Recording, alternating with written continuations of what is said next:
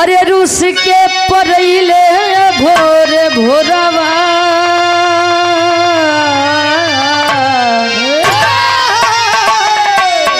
अरे रूस के परैले भोर भोरवा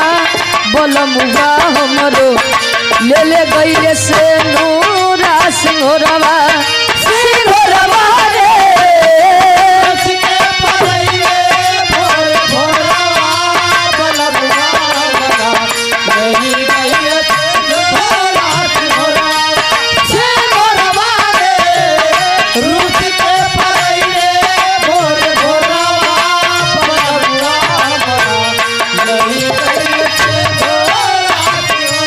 कवि का भाव है दिन दोपहरी न अजोरवा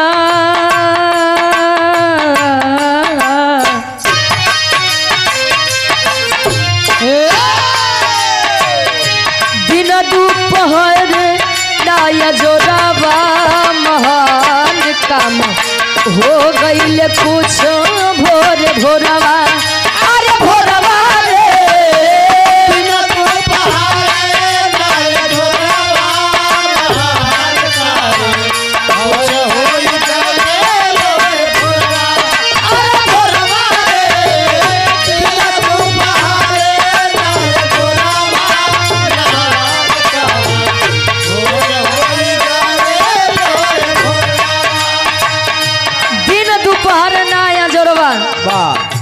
महान काम कुछ हो गईले भोरे भोरवा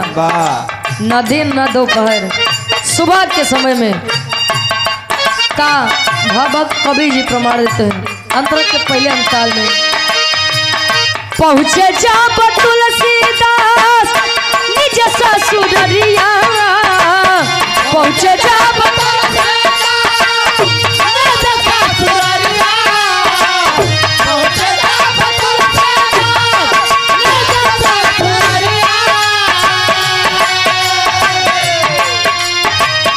पहुँचे जब तुलसीदास निज ससुररिया भोरवे में कटली उनके उनकर में हरिया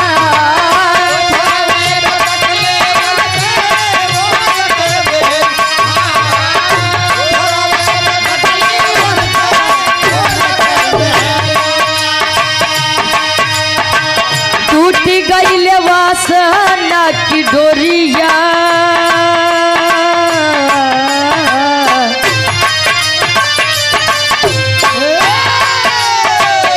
टूटी गईले वासना के डोरावा महान काम हो गईले कुछ भोरे भोरवा अरे भोरवा रे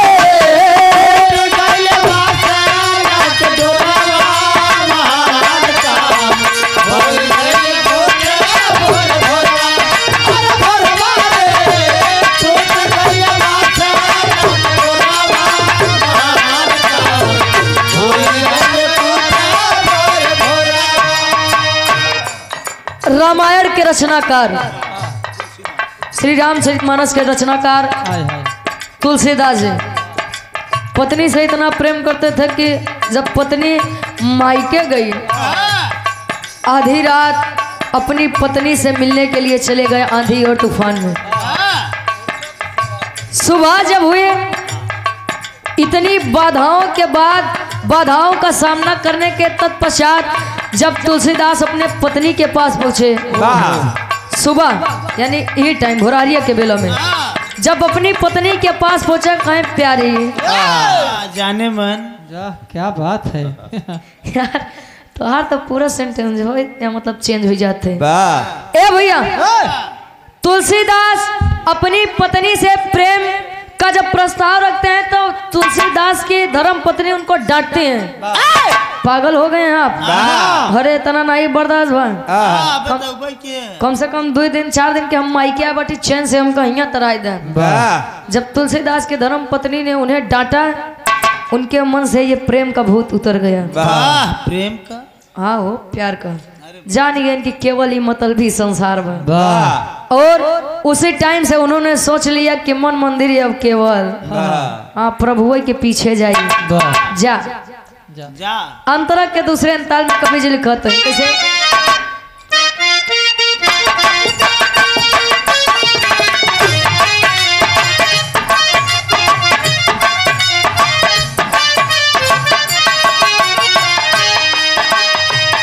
भोरवेलिया वाले हनुमान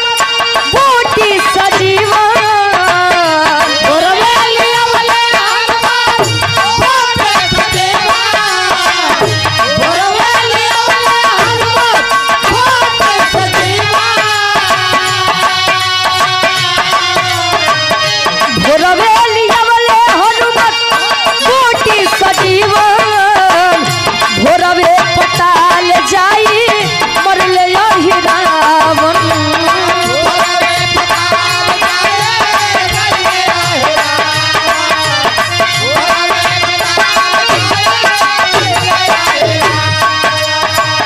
चलल नाही मकरा ध्वज के तनवा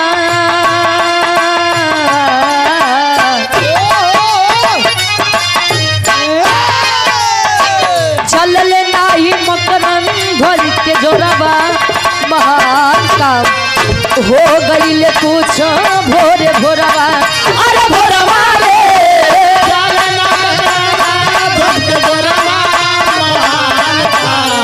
हो गए कुछ भोर भोरवा अरे भोरवा रे भक्त भोरवा महान काम हो गए कुछ भोर भोरवा। लक्ष्मण जी को जब बाण लगा शक्ति बाण लगा हनुमान जी सजीवन बूटी लेने गए और सुबह भोरहरिया के समय में सजीवन बूटी ले के वापस आए वाह उपचार हुआ लक्ष्मण जी का लक्ष्मण जी राम जी के गोद में सिर रख के लेटे हुए थे जब मूर्छित हुए थे तो लोग कुछ कहते हैं से भैया बतौबे बहन की कितना तमैल से पैदा हो जाते देखिए वेद में भेद नहीं भेद है विद्वानों में हाँ नवा समय हम रहे ना आप रहे हाँ जो लिखा गया है और डॉक्टर B.R. अम्बेडकर साहब जी ने भी कहा है आपको मानना है तो मानिए नहीं मानना है तो मत मानिए लेकिन किसी भी धर्म जात देवी देवता का आप अपमान नहीं कर सकते। ए भैया जब प्रभु श्री रामचंद्र जी की गोद में लक्ष्मण जी मूर्छित होकर लेटे थे तो कई लोग ही कहते हैं अगर भगवान रहे तो कहे ना जी आई कहते हैं लोग लेकिन संकेत रामायण हमें याद देता है कि सदैव दुआ पर ही भरोसा नहीं करना चाहिए दवा का भी काम करना चाहिए पता लाग मरीज के जरूरत बा दवाई के तू करावत है ओझाई और तू करावत था ओझाई जब ना सही हुए तो ये कहा भगवान कुछ हो ही नहीं करते जरूरत बा मरीज के दुआ के तो तू लई के भागत था दवाई लगे मरीज नहीं ठिकान तो डॉक्टर खराब थे। ए भैया दवा और दुआ दोनों जरूरी होते हैं। और जानते हैं आप लोग जब अहिरावण आया था राम जी और लक्ष्मण जी का हरण करने पातालपुरी में ले गया किसका रूप बना के आया था विभीषण का। सुबह में जा करके हनुमान जी ने ये भोरहरिया में अरे सुबह भोरहरिया हो गया महाराज हनुमान जी जाई के भोरहरिया में अहिरावण के मारे रहे पंचमुखी रूप बनाई के ये तीसरा प्रमाण ई भोरहरिया में पहला भोरहरिया में ज्ञान तुलसीदास के मिला रहा उनके मेहरारू के डांटे से और दूसरा मूर्छित लक्ष्मण को सुबह सुबह ये संजीवनी बूटी दी गई थी।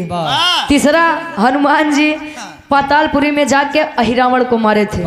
चौथा प्रमाण का बा आवा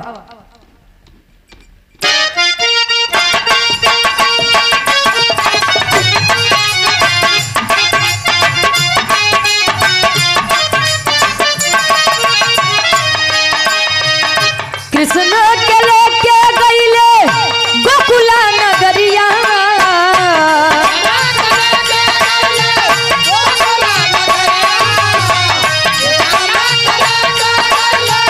गोकुला नगरिया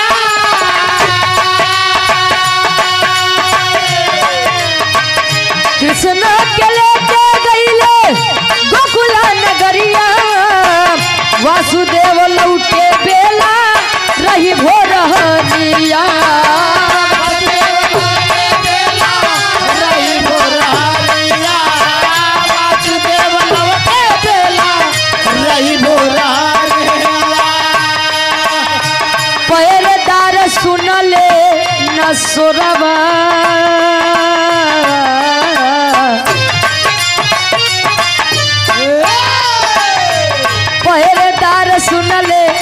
नसोरावा महाका हो गई ले पूछो भोरे भोरवा भोरवा रे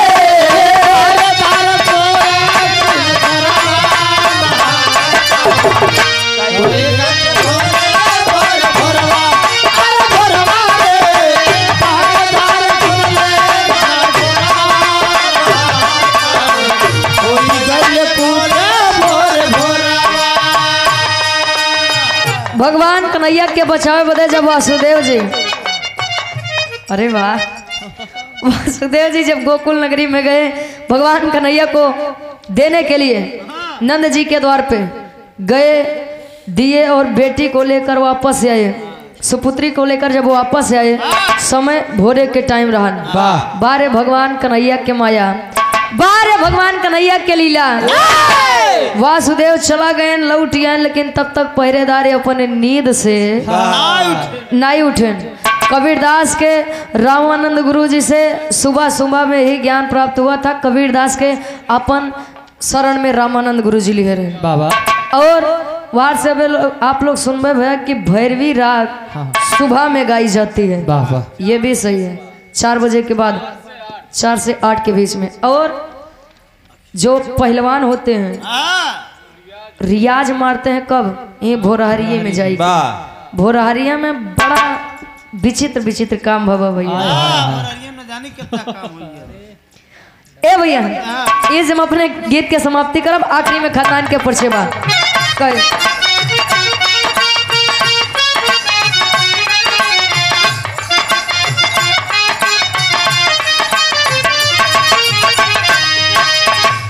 गुरु बिहारी राम लाल हरि साए,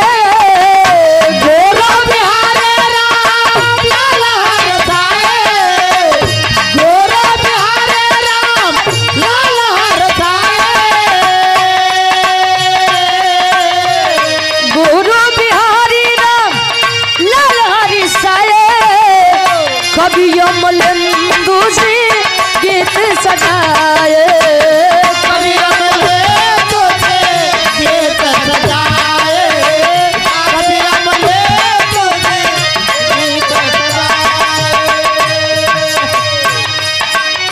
रुचि यादव गावे,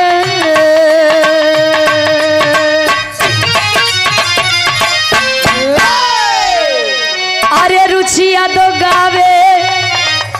सबके अगवा,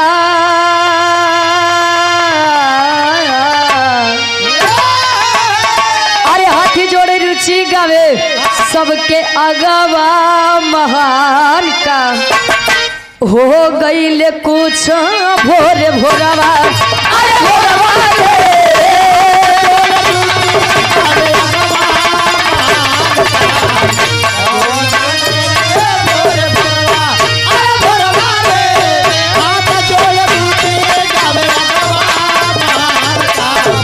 हो गई ले कुछ भोरे भोरवा।